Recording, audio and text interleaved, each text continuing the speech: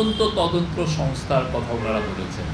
আপনারা জানেন যে বাংলাদেশে যে ক্রাইম যেগুলো হয় সেগুলো সাধারণত পুলিশ তদন্ত করে। তো অনেক ক্ষেত্রে দেখা যায় পুলিশকে তো পলিটিক্যাল গভর্নমেন্টগুলো ইউজ করে। তো ফলে যেই তদন্তটা হয় সেটা আসলে মানে তার পলিটিক্যাল মাস্টার্সকে হ্যাপি করার জন্য অনেক ক্ষেত্রে তদন্ত হয়। আমরা অনেক দেখেছি যে বাংলাদেশের বড় বড় কেসগুলো কিভাবে কুলুসুতু হয়ে গেছে পুলিশি তদন্তের কারণে। পুলিশের তদন্তগুলো খুবই ফল্টি এবং অনেক ক্ষেত্রে এটা ম্যানিপুলেট করা যায়। তো সেই জায়গায় ওনারা বলেছেন যে একটা স্বতন্ত্র তদন্ত সংস্থা করার কথা বলেছেন।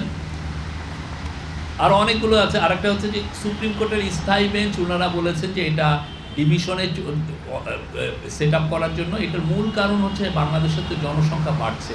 বাংলাদেশ তো সেই আগের হাইকোর্ট দেখেন 1971 এরপরে আমাদের লিবারেশন ওয়ারের পরের যে আমাদের হাইকোর্ট, সে একই হাইকোর্টের একই জায়গায় আছে।